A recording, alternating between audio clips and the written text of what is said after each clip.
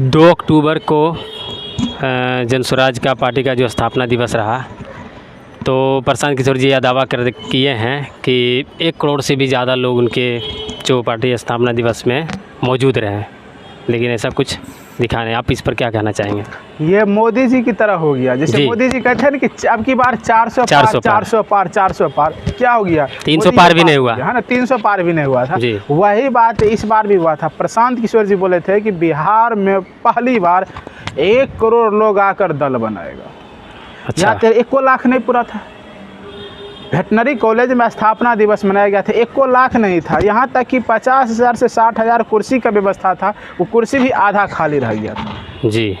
तो ये मोदी जी वाला डायलॉग जो यूज किए थे, वो डायलॉग फ्लॉप हो गया था। इसका बहुत बड़ा रीज़न था। इसका बड़ा रीज़न ये है कि प्रशांत किशोर को भी पूरा बिहार भी नहीं जानता, तो पूरा बिहार के लोग कैसे आएगा?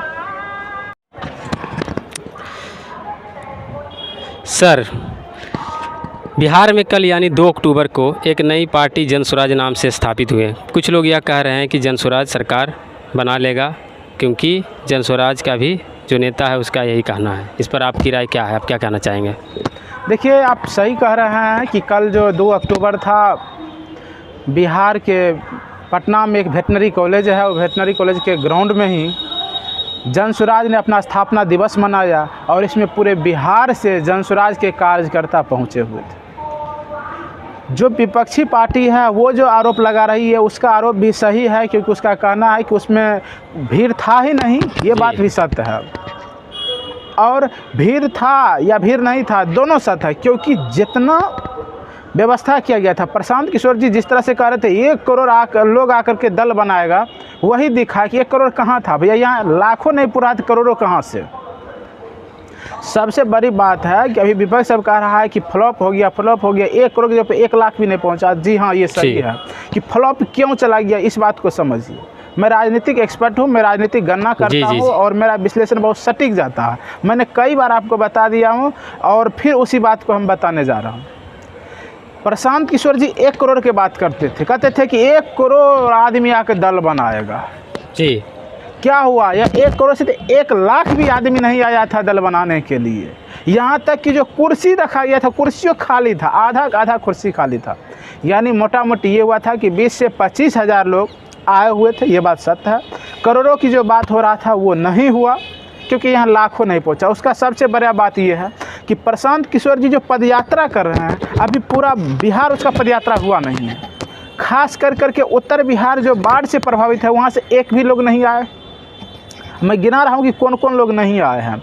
स्वर्ण समाज के जो लोग हैं जी, जो ब्राह्मणवादी है, वर्चस्ववादी है, जिनका लिविंग थिंकिंग ऊपर है, जो अपने आप को दिखाते हैं कि नहीं हम सबसे सशक्त हैं दिमाग में, वो लोग नहीं आए हैं। प्रशांत किशोर के पास सिर्फ दलित आया है जी, क्योंकि दलित सबसे क्या कहते हैं उसको, साधारण भाषा में क्या कहते हैं, किसी भी तरह से उसको मना लो तो मान जाता है, जैसे मनाएगा वैसे वो मान जाता है। मासूम है, उसको जा करके 2 बात सिखा दिया, दलित उठ करके आ गया। सिर्फ उसके भीड़ में दलित दिखा है, स्वर्ण नहीं दिखा। कुछ ईबीसी समाज का था, यादव तो कुछ था ही नहीं।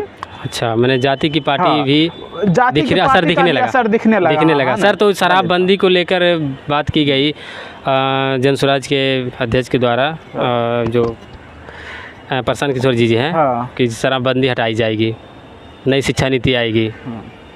नहीं, ये प्रशांत किशोर जी जो बोल रहे हैं ना, शराब हटा देंगे, कल की बात करें जब स्थापना दिवस के मौके पर बोले, शराब हटा देंगे। तो अगर शराब हटा देंगे तो सरकारों नहीं बना पाएंगे। क्या महिला के वोट बैंक बन पाएगा? नहीं मिलेगा। देखिए, प्रशांत किशोर जी बहुत बड़े राजनीतिज्ञ हैं, अपना राजनीतिक विश्लेषण करते हैं, लेकिन अगर वो ये बात को लाते हैं तो उसका वो भूल होगा, राजनीतिक भूल होगा।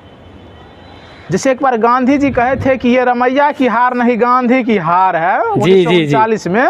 हाँ, उसी तरह से इसको भी जनसुराज के जो सूत्रधार हैं प्रशांत किशोर जी, इनको भी ये मानना पड़ जाएगा कि दारू की हार नहीं, ये हमारी हार है। क्योंकि बिहार में सरकार वही बना सकता है जो दलित को लेकर साथ आए, जो महिला को साथ लाए और जो युवा को साथ लाए। तो ये 3 को साथ जो ला सकता है वही सरकार बना सकता है। महिला को बड़ी शक्ति हो गया है, युवा शक्ति हो गया है और दलित शक्ति हो गया। दलित को साथ लेने के लिए वो क्या किया, हम आपको पहले ही बताए थे कि ये दलित पर एक नया गेम खेलेगा। इसीलिए दलित के देवता कहे जाने वाले बाबा भीमराव अंबेडकर को ये अपने पार्टी का जो झंडा है उसमें ये फ़ोटो लगाने का काम कर रहा है। अच्छा, इसी वजह से। हाँ, इसी वजह से वो दलित पर नया गेम खेल रहे हैं।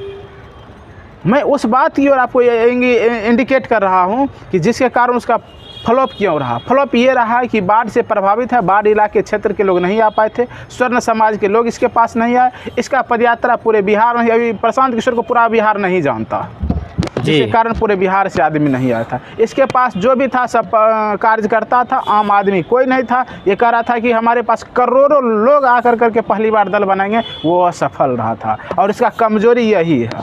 सर, तो ये भी ठप्पा एक लगाया जा रहा है अन्य पार्टियों की द्वारा कि प्रशांत किशोर पर जो लगा है कि बीजेपी का बी टीम है ये। हाँ। आप भी राजनीतिक विश्लेषज्ञ हैं, थोड़ा इस पर आपकी राय क्या रहेगी? देखिए, बीजेपी का कोई बी टीम हो कि जदयू का बी टीम हो और आरजेडी का बी टीम हो, वो विपक्षी पार्टी का था। जो भी यहाँ आता है सरकार बनाना चाहता। जी बिल्कुल। प्रशांत किशोर चाहता है कि हम सरकार बनाए, हम काहे किसी का वोट काटे।